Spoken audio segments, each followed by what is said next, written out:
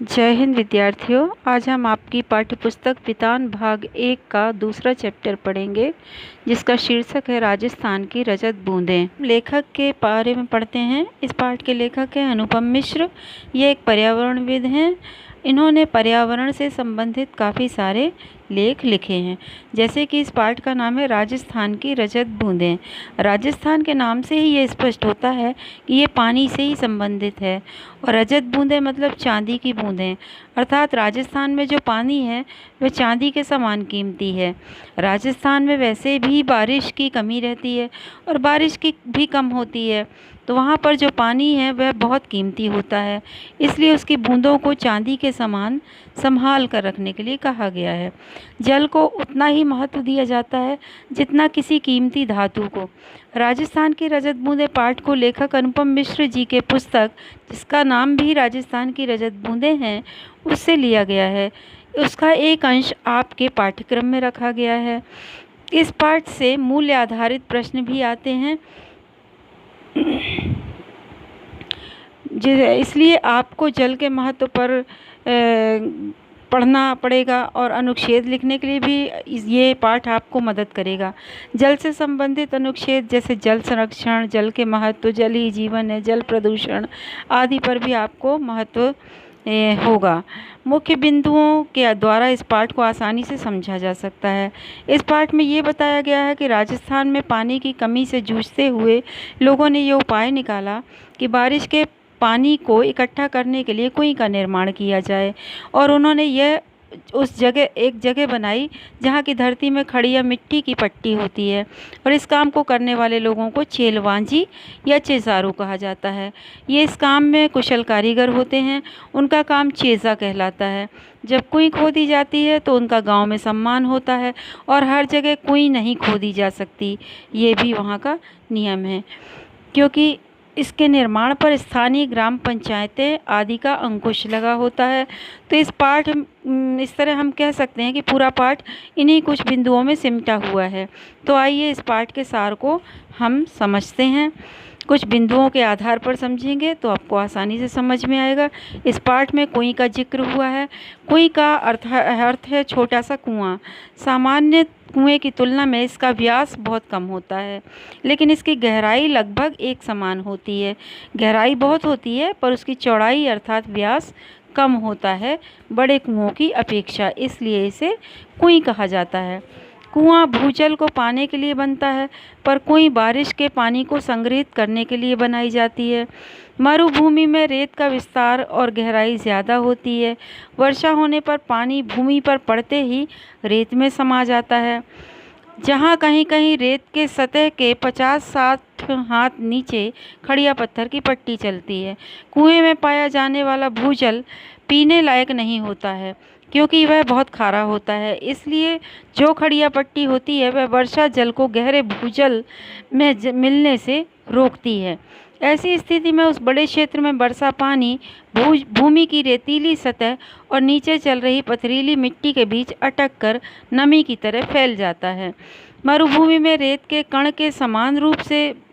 कण बिखरे रहते हैं। पानी गिरने पर ये कण भारी हो जाते हैं, पर ये अपनी जगह नहीं छोड़ते हैं। अंदर समाया हुआ बारिश का जल अंदर ही बना रहता है। इस हिस्से में बसी बूंद बूंद रेत में समाकर नमी में बदल जाती है।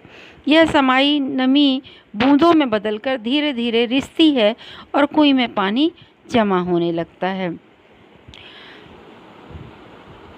इस तरह से बारिश का पानी खारे पानी से अलग होकर अमृत जैसा मीठा हो जाता है, तब ये पानी पीने लायक होता है। तो पानी को 3 रूपों में बांटा गया है। पहला रूप है पालर पानी, दूसरा रूप है पाताली पानी, और तीसरा रूप है रेजानी पानी। अब ये क्या होता है मैं आपको समझाती हूँ इसके बारे में। कि पहला है पालर पानी, यानी सीधे बरसात से मिलने वाला पानी। यह धरातल पर बहता है और इसे नदी, तालाब आदि में रोक दिया जाता है। दूसरा रूप है पाताल पानी। ये वही भूजल है जो कुओं में से निकाला जाता है। तीसरा रूप है पालर पानी और पाताल पानी के बीच पानी का तीसरा रूप है रेजानी पानी। यह धरातल से नीचे उतरा लेकिन पाताल में नहीं मिल पाता। रेजानी पानी खड़िया मिट्टी के कारण पाताल पानी से अलग बना रहता है, यानी कि पाताल में नहीं पहुंच पाता। इस पट्टी के अभाव में, खड़िया पट्टी के अभाव में ही रेजानी पानी खारे पाताली पानी से मिलकर खारा हो जाता है। इसीलिए इस पानी को समेटने के लिए कुएं का निर्माण किया जाता है। कुएं का निर्माण करने में बहुत मेहनत लगती है। चिज़ारों से अगर खुदाई के काम में अगर ज़रा सी भी चूक हो जाए, गलती हो जाए, तो उनके प्राण भी जा सकते हैं, क्योंकि यह 20-25 हाथ की गहराई तक जाते जाते गर्मी बढ़ जाती है और हवा भी कम हो जाती है, क्योंकि रेगिस्तान वैसे भी बहुत गर्म होता है और इतना नीचे तक जाने में गर्मी बहुत बढ़ जाती है। ऊपर से जो रेत उनके ऊपर गिरती है वो उनको थोड़ी बहुत राहत दे जाती है। कभी कभी कुएं बनाते समय ईंट की चिनाई से मिट्टी को रोकना संभव नहीं हो पाता, इसके लिए लकड़ी के लट्ठों को नीचे से ऊपर की ओर एक दूसरे में फंसाकर सीधा खड़ा किया जाता है ताकि मिट्टी गिरने से रुक सके। फिर इन्हें खींप या चग की रस्सी से बांधा जाता है। ये जो बांधते हैं ये कुंडली का आकार ले लेते हैं, इसलिए इसे सांपणी भी कहते हैं। तो ये भी कठिन काम होता है, तो इसमें कई बार कारीगरों की जान भी चली जाती है। कुएं बनाना आसान नहीं होता है। खुदाई और चिनाई का काम कर रहे चिज़ारों को मिट्टी की खूब परख रहती है। खड़िया पत्थर की मिट्टी आते ही सारा काम रोक दिया जाता है। उसी पल नीचे धार लग जाती है और चिज़ारों ऊपर आ जाते हैं। राजस्थानी परंपरा के अनुसार कुएं का काम पूरा होने के बाद चेलवाजी का विशेष ध्यान रखने के लिए विशेष प्रकार की भोज का आयोजन किया जाता है। उन्हें विदाई के समय तरह तरह के उपहार दिए जाते हैं।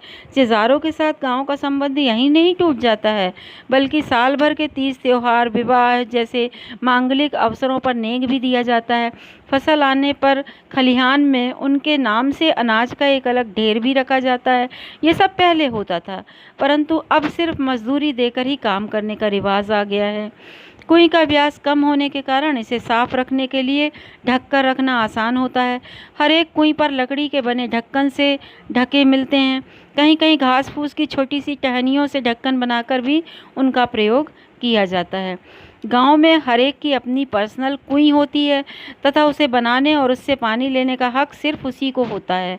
लेकिन कुएं का निर्माण गांव समाज की सार्वजनिक जमीन पर किया जाता है, इसलिए निजी होते हुए भी सार्वजनिक क्षेत्र में बनी हुई उस कुएं पर ग्राम समाज का अंकुश लगा रहता है। राजस्थान में रेत के नीचे सब जगह खड़िया की पट्टी ना होने के कारण कई जगह कुएं नहीं बनाई जा सकती है। चूर, बीकानेर, जैसलमेर, बाड़मेर में कई क्षेत्रों में ये पट्टी चलती है और इस कारण वहाँ गांव-गांव में कुइयाँ ही कुइयाँ पाई जाती हैं। इस प्रकार राजस्थान में कुएं खड़िया पट्टी के बल पर खारे पानी के बीच होती है। तो बच्चों, इससे हमें ये क्या समझ में आता है कि राजस्थान में पानी को संजो कर रखने के लिए छोटी छोटी कुइयों का निर्माण किया जाता है, जिससे वो लोग आसानी से पानी पी सकें। तो हमें भी इस पानी को बचा कर रखना चाहिए। जल बहुत कीमती है, हमें इसको बर्बाद नहीं करना चाहिए। तो इस पाठ से यह शिक्षा मिलती है हमें कि जल ही जीवन है, हमें इसे बर्बाद नहीं करना चाहिए। तो आपको ये पाठ समझ में आ गया होगा। धन्यवाद।